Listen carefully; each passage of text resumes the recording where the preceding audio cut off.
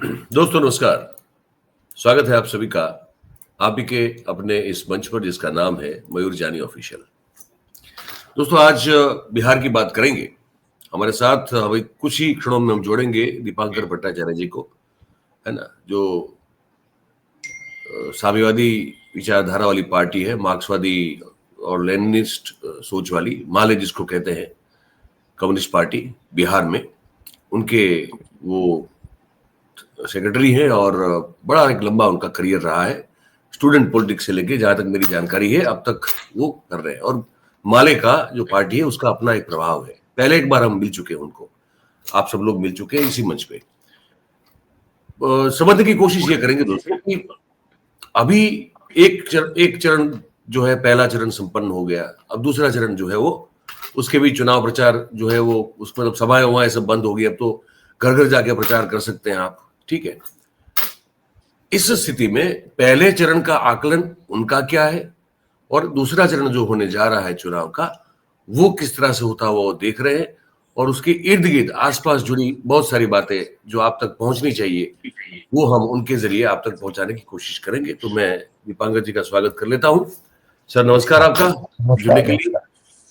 आपने हमारी पहली बार की जो बातचीत थी, आपने बहुत सारी जानकारी दी थी, लोगों को बहुत पसंद आई थी। और भाई हम शुरू करें बातचीत उससे पहले सबको एक विनती करते हैं, आप लोग बहुत अच्छे संख्या में जुड़ते हैं, प्यार देते हैं, लेकिन सब्सक्राइब करना भूल जाते हैं, उसको कर लीजिए, दबा दीजिए। अराउंड 60% दर्शक जो है वो कमेंट भी करते हैं, पार्टिसिपेट करते हैं, लेकिन वो बटन नहीं दबाते तो वो चले जाते हैं। तो इसलिए मैंने याद करवा दिया। चुनाव में भी बटन दबाना जरूरी होता है। हाँ, चुनाव में बटन दबाना, में भी बटन दबाना, चुनाव में भी बटन दबाना, बटन दबाइए। तो दिवाकर जी आप काफी व्यस्त रहे, हम लोग 2-3 दिन से कोशिश कर रहे थे कि बात करें, पर आप लगातार प्रवास में थे, यात्रा में थे। आज सेकंड चरण का आखिरी प्रचार का दिन है। हाँ। तो हमने अपनी मीटिंगें कल ही खत्म कर ली। आज अभी एक थोड़ी देर बाद एक प्रेस कॉन्फ्रेंस करेंगे और प्रेस के माध्यम से अपील करेंगे। तो वैसे तो आज शाम 4-5 बजे तक प्रचार खत्म हो जाएगा। जी बिल्कुल। तो उसके बाद तो फिर वो मैं उसको ये जब प्रचार खत्म होता है ना दीपांकर जी, उसके बाद की जो 2 रातें होती है, मैं उसको हमेशा कत्ल की रात कहता हूँ। हाँ, वही क़यामत की रात, क़यामत की रात होती है। और रात को खेला बहुत जबरदस्त होता है, वो जो होता है वो। तो बिहार में सर पहला जो फर्स्ट फेज रहा वो आप इसको कैसे आकलन करते हैं, आपकी नजर में वो कैसा रहा, पहले ये समझना चाहेंगे सर आपसे। देखिए, हमें जो जमीन पर जो चीजें दिखी, पूरे चुनाव में, कैंपेन में भी दिखा कि लोगों में सरकार को लेके भारी नाराजगी है। अच्छा। और इसलिए हमने तो हमेशा कहा कि ये 2020 से एक तरीके से लोग इंतजार कर रहे थे कि 25 का चुनाव कब आएगा।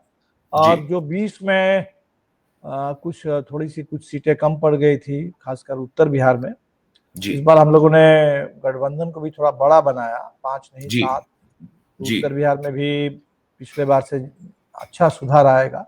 तो लोग बदलाव के लिए इंतजार कर रहे थे। चुनाव बदलाव के एजेंडे के साथ हो रहा है और इसीलिए जो वोट परसेंटेज भी काफी इस बार बिहार में जबरदस्त है, 65 से ऊपर। तो इसके बारे में हमारी तो धारणा ही है, हमारा आकलन है कि मुख्यतः ये जो सरकार बदलने की जो लोगों की चाहत है, उसी की झलक अब देख रहे हैं कि बड़े पैमाने पर वोटिंग। सेकंड, जो SIR हुआ, SIR से नाम तो बहुत काट दिए गए और उसकी वजह से मतदाताओं की संख्या घटी।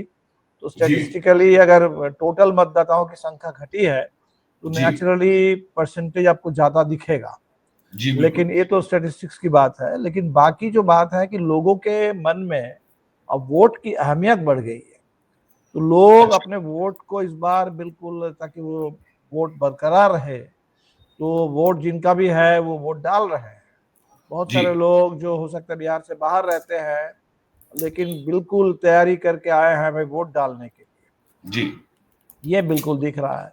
और जो नारा SIR के खिलाफ हम लोगों ने दिया कि वोट चोर गद्दी छोर, ये पब्लिक का ही नारा था। तो लोग सतर्क है और इसलिए हमने देखा कि जहां भी फर्जी वोटिंग की कोशिश हो रही है, लोगों को वोट डालने से रोकने की कोशिश हो रही है, काफी लोगों ने जूझा है इसके खिलाफ। तो लोगों में एक तरीके से फाइट करने का एक वोट के लिए ये है, हर जगह ये दिखा। मोटे तौर पर तो हमें लगता है कि यही कारण है। कुछ जो हल्ला हो रहा है कि महिलाओं को जो पैसे मिले हैं उसके चलते बहुत कुछ हो रहा है और ये महिलाओं की वजह से, पहली बात तो ऐसा है नहीं। आप देखेंगे कि महिलाओं का मतदान का प्रतिशत वो बल्कि पिछली बार से थोड़ा कम है, थोड़ा सा ही पिछली बार से कम है। सेकेंडली, महिलाओं के नाम ज्यादा एसआईआर में काटे गए। पैसा जो मिलने की बात हो रही है इसमें हल्ला ज्यादा हो रहा है, मिला कम है। हम तो हर मीटिंग में जाकर के महिलाओं से पूछते थे कि भाई कितने महिलाओं को कहाँ मिला है, तो लोग तो इस मामले में बिहार में बता देते हैं। तो उसमें तो हम देखते थे कि 20% से ज्यादा हाथ नहीं उठ रहे हैं। ऐसे ऐसे परिवार के बारे में भी पता चल रहा है कि कोई एक जॉइंट फैमिली है, 5 महिला है, एक के खाते में आया और 4 के खाते में नहीं आया, क्योंकि ये यूनिवर्सल स्कीम नहीं है, जीविका के माध्यम से, नेटवर्क के माध्यम से जा रहा है। और इसीलिए इन्होंने कहा कि हम 1 करोड़ 1.5 करोड़ को दिया है। तो लगता है कि इसमें ना मिलने वालों की संख्या भी बहुत ज्यादा है। और समझ लीजिए कि जिनको मिला अगर वो थोड़ा खुश भी है, जिनको नहीं मिला उनके मनोस्थिति क्या है आप अंदाजा लगा सकते हैं। तो महिलाएं बहुत नाराज थी इस बार सरकार से। ये दरअसल डैमेज कंट्रोल करने के लिए इतने पैसे बांटने पड़े और उससे थोड़ा बहुत अगर हुआ होगा तो डैमेज कंट्रोल ही हुआ होगा। इससे कोई सरकार के बारे में कोई लहर पैदा हो जाए और लोग एकदम करें, ऐसा तो बिल्कुल हुआ नहीं। और सबसे बड़ा सवाल हमको जो दिखा इस चुनाव में कि भाजपा जो जल्दबाजी में है कि जल्दी जल्दी नीतीश कुमार को किनारे लगाओ और पूरा सत्ता कब्जा कर लो। योगी आदित्यनाथ एक जगह सभा कर रहे थे, उनके मंच के बगल में 7 बुलडोजर रखे हुए, हाँ, 7 जेसीबी। तो आप समझ लीजिए कि मतलब माइथोलॉजी तो है कि भाई सूर्यदेव का जो रथ है उसको खींचने वाले 7 घोड़े होते थे। 7 घोड़े, तो 7 घोड़े पर सवार होकर के आप सूर्यदेव की कल्पना करते हैं और यहाँ हमारे 7 बुलडोजर पर सवार होकर बुलडोजर बाबा आ रहे हैं। ये सब बिहार को अच्छा नहीं लगा। धमकी दे रहे हैं, वोट नहीं दोगे तो बिजली का कनेक्शन काट देंगे। ललन सिंह केंद्रीय मंत्री है, कह रहे घर से निकलने मत दो। Vijay Sinha deputy chief minister है, कह रहे छाती पर बुलडोजर चढ़ा देंगे। और जिस तरह से दुलारचंद यादव की हत्या हुई, नृशंस तरीके से गोली मारी गई, गोली से वो गिर गए थे, गोली से मरे नहीं थे, लेकिन तब उनके ऊपर गाड़ी चढ़ा करके उनको मार दिया गया।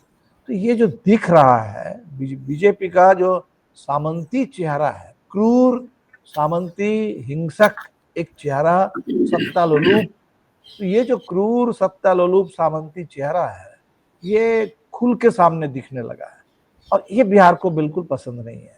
और इसीलिए बिहार में एक प्रोटेस्ट वोट भी हो रहा है, प्रोटेस्ट लोग कर रहे हैं खूब।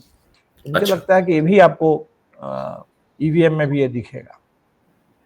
वैशाली में और एक और जगह पे कुछ कल दृश्य आए थे, हम जब हमने देखा सबने कि अचानक वो पूरा सीसीटीवी बंद हो गया, कोई टेम्पो आता है वो क्या भर के लेके जाता है बूथ, ये वहां जो जहाँ स्ट्रॉन्ग रूम में ये मशीन रखे थे, ये सब चीजें कल हम सबके सामने आई है।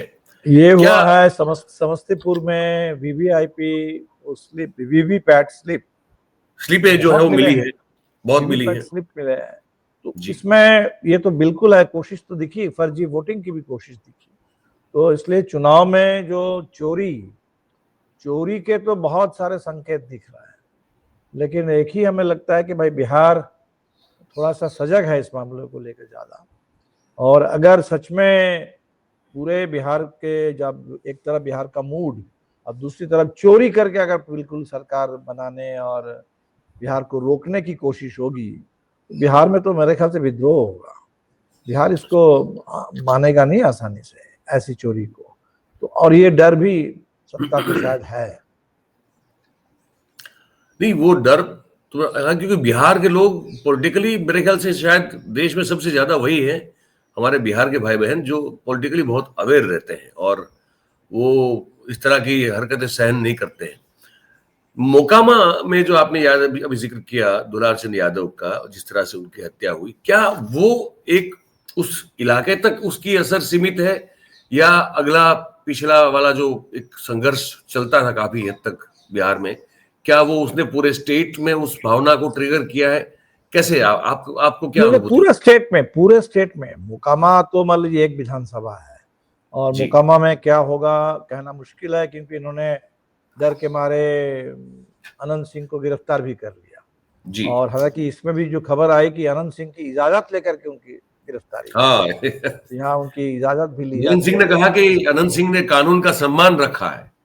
हाँ, उन्होंने कानून का सम्मान रखा, ठीक जैसे मोदी जी ने कहा कि सुप्रीम कोर्ट ने जब राम मंदिर के पक्ष में फैसला सुनाया तो इन्होंने न्याय का लिहाज किया, अगर फैसला कुछ और होता तो वो न्याय का अपमान हो जाता। ये जो बोलने वाले लोग हैं तो बोल ही रहे हैं, लेकिन इसका असर, क्योंकि ये एक कोई अलग थलग घटना नहीं है जी, पूरे बिहार में जगह जगह इस तरीके से, जैसे आपको मैं बताऊं कि हमारी एक सीट है तरारी भोजपुर में, जहाँ हमारे एक अति पिछड़ी जाति से उम्मीदवार हैं और वोट मांगने के लिए गए, मान लीजिए कोई ऐसे गांव में गए, ऐसे घरों दरवाजे से गुजरे जो थोड़ा दबंग लोगों के हैं। अब इसके चुनाव में तो लोग वोट मांगेंगे, उनके ऊपर हमला हो गया, उनके ऊपर एक तरीके से जानलेवा हमला जगह जगह ऐसे भी हो रहा है कैंडिडेट्स के ऊपर। ये तो लोगों को दिखा है। ये इस चुनाव में ये जो हम बोल रहे हैं आपके विजय सिन्हा जी छाती पर बुलडोजर चढ़ा देंगे। ललन सिंह केंद्रीय मंत्री है, जदयू के बड़े नेता हैं, और इन्हीं लोगों ने अब नीतीश कुमार को एक तरह से कब्जा कर लिया है। ये जा करके वहां अनंत सिंह के पक्ष में हम सब अनंत सिंह बन के लड़ेंगे, और वहीं जा करके उन्होंने बयान दिया कि भाई बाकी लोगों को चुनाव में वोट डालने के लिए बाहर निकलने मत दो। ये तो दिख गया लोगों को। एक बात और आप लोगों की भी नजर गई होगी जी, बिल्कुल, भाजपा के उम्मीदवारों की सूची है 101 उम्मीदवार, और इनका नारा तो है सबका साथ सबका विकास। लेकिन अगर बिहार में जो जातियों की गिनती हुई थी वो आंकड़े एक तरफ रखिए और भाजपा के जो उम्मीदवारों की सूची है उसको बगल में रखिए, दोनों को कंपेयर करिए, तो आपको बिल्कुल साफ दिख जाएगा कि भाजपा क्या चाहती है बिहार में। तो बिहार में 16-17% मुस्लिम आबादी है, 101 में आपको एक भी मुस्लिम नहीं दिखेगा। तो लोग कहेंगे भाई भाजपा तो है ही ऐसी पार्टी, उसको मुस्लिम से नफरत है और नहीं चाहते कि मुस्लिम उनको वोट करें, उनको वोट भी नहीं चाहिए, विधायक भी नहीं चाहिए, मंत्री भी नहीं चाहिए। लेकिन चलो मुस्लिम की बात छोड़ दीजिए, तो 16% को आपने पहले बाहर कर दिया। लेकिन जो शेष पूरा समाज है 85% या 80%, 80-20 का नारा देते हैं हमारे योगी आदित्यनाथ जी, वो 80 पर देखिए। तो बिहार में अगर 16% मुस्लिम आबादी है, उतनी ही आबादी बिहार में ऊंची जातियों की है, 4 जाति है, और ये जो 16% आबादी है इनके लिए भाजपा के 101 की सूची में 49 कैंडिडेट्स, 49, अच्छा, मतलब 50% आरक्षण 16% के लिए है, ये आरक्षण है। और अच्छा, बाकी जो आप बात करते रहते हैं ओबीसी, ईबीसी, दलित, महादलित, पसमानदा, वो गायब है, बिल्कुल वो उपेक्षित है। तो ये चेहरा भी भाजपा के लोगों के सामने है कि भाजपा इसी तरीके की पार्टी है और इसी तरीके का राज खुल करके बुलडोजर के माध्यम से बिहार पर थोपना चाहती है। इसीलिए भारी असंतोष है। सरकार के जो नाकामी है उसको तो अपनी जगह पर है, 20 साल से सरकार है, 2014 से मोदी जी भी आ गए, 11 साल से डबल इंजन है। तो सरकार के खिलाफ जो गुस्सा है, गरीबी, बेरोजगारी, पलायन, कर्ज, इन तमाम सवालों को लेकर, वो तो अपनी जगह पर है ही। नहीं तो ये अब जब ये सेकंड फेज हम देख रहे हैं, दूसरा चरण जो शुरू होगा उसका मतदान होगा, तो पहले चरण का मतलब मैं पहले ये समझ लूं आपसे, वो जो आप किसके पक्ष में जाता हुआ आपको नजर आ रहा है? पहला चरण तो बिल्कुल हमें तो लगता है कि साफ बढ़त है हम लोगों को पहले चरण, इंडिया मतलब महागठबंधन को साफ बढ़त है। मान लीजिए ज्यादा से ज्यादा जो हो सकता है कि जो दक्षिण बिहार की कुछ सीटें हैं, पिछली बार हम लोगों ने स्वीप किया, मान लें शाहाबाद में 22 सीटें हैं, 22 में 20 हम लोग जीते हैं। तो लोग ये मान के चल रहा है कि चलो वो जो 20 और 2 का आंकड़ा था, हो सकता है कि उसमें 2-4 सीट कुछ भाजपा वाले जीत लें। लेकिन इस बार जो उत्तर बिहार है, उत्तर बिहार में हमने देखा कि काफी बदलाव। उत्तर बिहार में मिथिला का इलाका है, समस्तीपुर, दरभंगा, मधुबनी, कोसी का इलाका है, सहरसा, सुपौल, मधेपुरा, सीमांचल का पूरा इलाका है, यहाँ तक कि चंपारण, जहाँ भाजपा का बिल्कुल एक तरफा दबदबा था, वो सारे इलाके इस बार बदले हुए दिख रहे हैं। और जो दो नई पार्टी हमारे गठबंधन में शामिल हुई है, एक पार्टी है वीआईपी, मुकेश सहनी जी की पार्टी है, हाँ, और एक नई पार्टी, छोटी पार्टी है आईआईपी, आईपी गुप्ता जी की पार्टी है। ये दो पार्टी भी काफी दमखम के साथ चुनाव मैदान में है, और ये दोनों ही अति पिछड़ी जाति की पहचान वाली पार्टी है। तो इससे हमें लगता है कि उत्तर बिहार में जो इक्वेशन था, जो बैलेंस था, जो थोड़ा हमारे खिलाफ हो जाता था, थोड़ा कमजोर हम लोग पड़ते थे, वो बैलेंस बदल जाएगा काफी हद तक, और हो जाएगा। हाँ, एक मुझे एक बड़ा इंटरेस्टिंग सवाल पूछना चाह रहा हूं मैं आपसे। मोदी साहब को और शाह साहब को वामपंथ और वामपंथी विचारधारा से बड़ी नफरत है, बिल्कुल, आप जानते हैं, ठीक है। आप लोग जब उस सोच को लेके, जो मार्क्सवादी लेनिनवादी सोच को लेके जब आप चलते हैं, हालांकि मतलब चीन और चाइना और रशिया के साथ उनको जो है वो उनके बगल में जाके बैठना अच्छा लगता है, लेकिन देश में वामपंथी विचारधारा अगर कोई रखता है तो उससे बड़ी तकलीफ होती है उसको।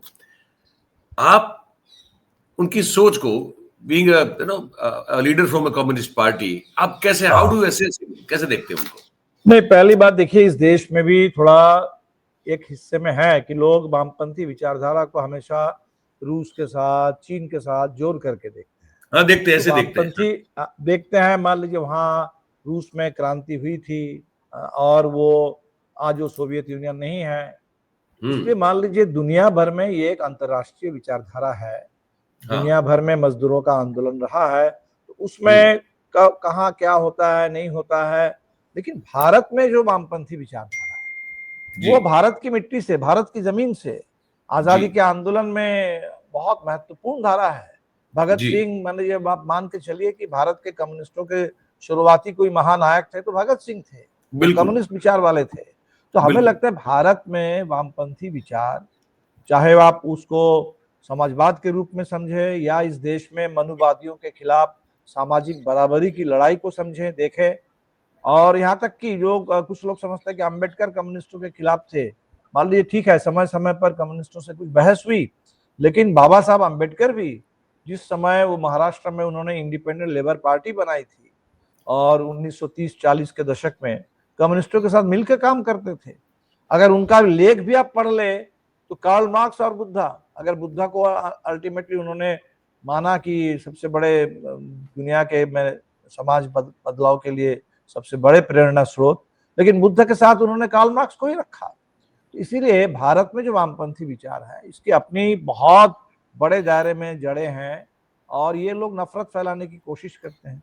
लेकिन इससे हुआ क्या कि मोदी जी जो आजकल कोई भी सच कहे तो उसको कह देते हैं कि वामपंथी है, कोई भी दमन के खिलाफ बोले, अन्याय के खिलाफ बोले तो कह देते हैं कि वामपंथी है। मान लीजिए कोई जरूरी नहीं है, मैं कहता हूं कि बहुत सारे लोग सच बोलते हैं, ऐसा नहीं कि सच बोलने के लिए आपको वामपंथी होना पड़ेगा, लेकिन सच बोलने वालों को कह रहे हैं कि वामपंथी है, ये अर्बन नक्सल है, ये ऐसा नक्सल है, वैसा नक्सल है। तो ये जो बेसिकली सच बोलने वाले, अन्याय के खिलाफ हिम्मत दिखाने वाले, लड़ने वाले लोगों को वामपंथी कह दे रहे हैं।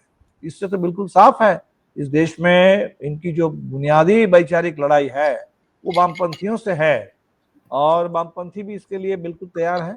मैं समझता हूँ कि, लेकिन आज के दौर में अकेले वामपंथ तो नहीं कर सकता, तो बड़ा एक गठबंधन चाहिए। तो जो आजादी के आंदोलन में था, आजादी के आंदोलन में बस आरएसएस एक तरफ, मैं तो अभी सरदार पटेल के जो 150वीं जयंती, तो हमने उनको याद करते हुए हमने ही कहा कि हम लोग सरदार पटेल के बारे में बहुत कुछ हमने सुना है, बहुत कुछ याद रखते हैं, देश को यूनाइट करने वाले, लेकिन एक बड़ा काम किए थे, उनको करना पड़ा था।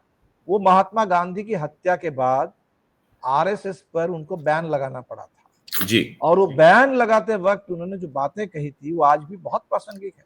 दो बात, उन्होंने ये नहीं कहा था कि गोडसे संगठन के हिसाब से उस समय आरएसएस से जुड़े थे, नहीं थे, वो उनके लिए सेकेंडरी बात थी। उन्होंने दो बातें कही थी कि भाई ये आरएसएस ऐसा एक खतरनाक संगठन है, ऐसा खतरनाक विचार है, ये जो हिंसा और नफरत फैलाने वाले संगठन है, इसी के चलते देश में हालात ऐसे बने, माहौल ऐसा बना कि महात्मा गांधी को भी हमें खोना पड़ा, उनकी भी हत्या हुई।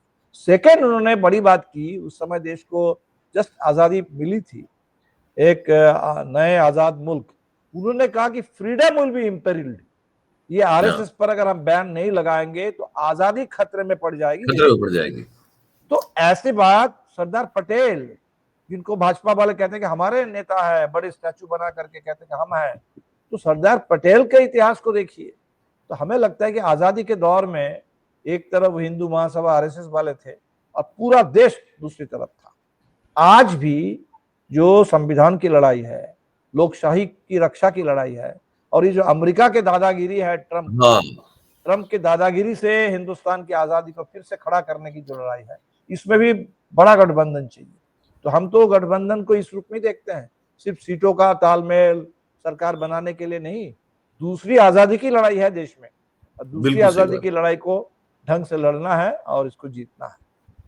अब सर दूसरा चरण जो होने जा रहा है, 122 सीटों में चुनाव होगा। आखिर में ये सवाल आपसे ये है, उस को लेकर आप क्या लगता है कि किसका पक्ष भारी है और किन मुद्दों पर? मतलब बिहार में इस वक्त जो चुनाव में लोग वोट डाल रहे हैं, ये चाहे पहला चरण हो या दूसरा आने वाला है, क्या ये अगला पिछड़ा जो है उसके चलते जातिवाद पे वोट पड़ रहा है, वोट डाल रहा है? इसको जातिवाद, इसको लेकिन जातिवाद मत समझिए। क्या है, मतलब कौन से मुद्दे हैं जिस पर बिहार के सामने देखिए, बिहार अगर आर्थिक रूप से पिछड़ा है, सामाजिक रूप से, शैक्षणिक रूप से भी थोड़ा कमजोर है, पिछड़ा है, उसका बड़ा कारण है सामंती जकड़न। ये अगड़ा पिछड़ा का सिर्फ मामला नहीं है कि बिहार में ये जो सामंती जकड़न है, सामंती एक तरीके से हिंसा का पूरा दौर रहा है, दबदबा रहा है, छोटी जातियों का कोई सम्मान नहीं रहा, तो बिहार इससे बाहर निकल रहा है। वो 90 के दशक में जब लालू जी आए और उससे भी पहले से हम लोगों की लड़ाई रही है, ये बिहार को सामंती जकड़न से निकालने वाला मामला है। तो लोग इस रूप में देख रहे हैं कि फिर जहां से हम निकल करके बाहर आए हैं, जहां से आगे बढ़ रहे हैं, हमें उस जगह पर फिर से धकेलने की पूरी कोशिश हो रही है। एक दूसरा है कि बिहार में जो पलायन है, ये भी लोग देख रहे हैं कि पूरा देश में एक अजीब रणनीति है कि बिहार से सिर्फ मजदूर सप्लाई किया जाएगा और पूरे देश में जो भी औद्योगिक विकास होगा वो दूसरे राज्यों में होगा।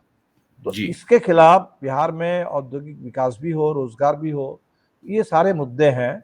और हमें लगता है कि सभी मुद्दों को मिला करके एक बात जो लोगों में बिल्कुल साफ है कि एनडीए सरकार के रहते, क्योंकि नीतीश कुमार तो अब चेहरा भर रह गए, नीतीश जी से कोई नई उम्मीद तो है नहीं, नीतीश जी के दाएं बाएं आगे पीछे सब भाजपा ही भाजपा है। तो एनडीए के रहते बिहार अब आगे नहीं बढ़ेगा, बिहार पीछे ही जाएगा। इसलिए बदलाव की जो आकांक्षा है वो पूरे व्यापक रूप से है। बदलाव अपने आप में चुनाव का सबसे बड़ा थीम है, एजेंडा है, सबसे बड़ा मुद्दा है। और बदलाव के पीछे जो कारक है उसमें आप रोजगार को रखिए, पूरे बिहार में जो कर्ज का संकट है महिलाओं के ऊपर, और इसीलिए जो नारे बिहार में आ रहे हैं ना, ये नारे बहुत जबरदस्त है। नौजवान जो रोजगार के लिए लड़े हैं और लाठी खाए हैं, उन लोगों ने नारा दिया है कि जिसने चलवाई लाठी यूथ पर, हिसाब लिया जाएगा बूथ पर। तो ये नौजवानों का नारा है। महिलाओं का नारा है कि भाई 10,000 जो आप दे रहे हैं, चलो ठीक है, वो हमारा ही हक का पैसा है, हम उसको लेंगे, लेकिन 10,000 में दम नहीं, कर्ज माफी से कम नहीं। ये महिलाओं का नारा है। या पूरे बिहार से जो नारा निकला, वोट चोर गद्दी चोर, बदलो सरकार बदलो बिहार, तो एक एक नारा जो इस समय गूंज रहा है पूरे बिहार में, बहुत लोकप्रिय नारे बन गए हैं। ये सारे नारे एक तरीके से पूरे लोगों के अपने अनुभव से निकले हुए नारे हैं। और बदलाव मेरे ख्याल से वो पहले चरण में भी था, दूसरे चरण में भी बिल्कुल बदलाव के लिए आधा आधा है, मिला जुलाई है। मतलब इसमें ऐसा नहीं कि पहले दक्षिण का हो गया फिर उत्तर का होगा, दक्षिण का एक हिस्से का हुआ है, एक हिस्सा बचा है अभी भी, उत्तर में काफी कुछ बचा है, और खास तौर पे सीमांचल, कोसी का इलाका। और हमने जो देखा है दूसरे चरण के प्रचार में कि बदलाव हुआ है इस बार, तो बदलाव की लहर पूरे बिहार में चल रही है। और बस बात इतनी है कि लोग वो वोट डाल सके, लोग वोट अगर डाल पाएंगे, वहां अगर लोग हिंसक तरीके से लोगों को रोकने की पूरी कोशिश होगी, तब तो मुझे लगता है कि ये आंदोलन है, ये चुनाव एक जन आंदोलन है। लेकिन अगर इससे ज्यादा दमन करने की कोशिश होगी तो चुनाव अपने आप एक जन विद्रोह भी बन जाएगा। उम्मीद करते हैं कि ऐसा ना हो और स्थिति शांत और सुचारू रूप से जो है वो पूरी प्रक्रिया संपन्न हो जाए।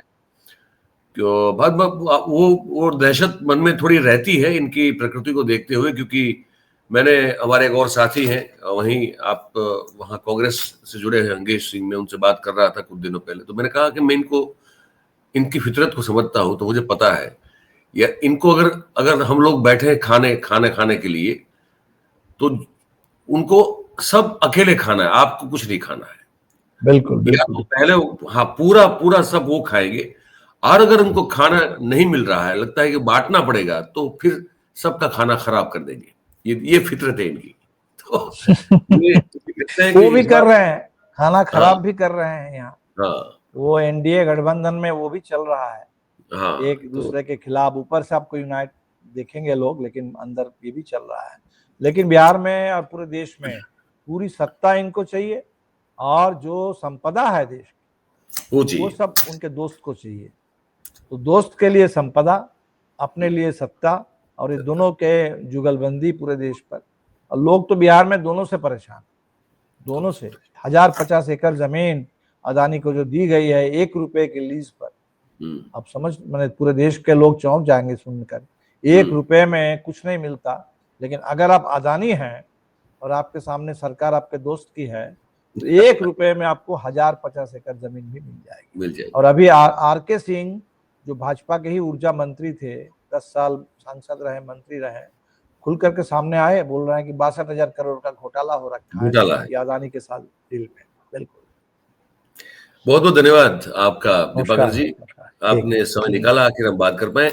एक बार को उम्मीद करता हूं कि चुनाव में के दिन तो काफी सारे आपके आसपास भीड़ रहेगी, लेकिन थोड़ा सा वक्त निकाले और हम उस दिन अगर हम लोग थोड़ी बात कर पाए तो मुझे बिल्कुल चुनाव के दिन या उसके अगले दिन कोशिश करें। हाँ, है ना। बहुत बहुत धन्यवाद सर, आप जुड़े। Thank you very much. नमस्कार। तो दोस्तों, दीपांकर जी थे, आपने इनसे बातचीत हमारी सुनी। इस पर आपकी क्या राय बनती है, आप क्या सोचते हैं, हमको लिख के कमेंट करके जरूर से बताइए। और अगर आपको लगा कि ये सार्थक चर्चा रही है, बातचीत, तो फिर इस वीडियो को लाइक करें, इसकी लिंक है, उसको आप हो सके उतना शेयर कीजिए ताकि और लोग भी देख पाए। और ये मंच आपका है, अब तक सब्सक्राइब नहीं किया है तो वो बटन दबाइए बेल का और सब्सक्राइब कर लीजिए, है ना। बहुत बहुत धन्यवाद आप सभी का भी हमारे साथ इस बातचीत में जुड़ने के लिए। Thank you very much. नमस्कार।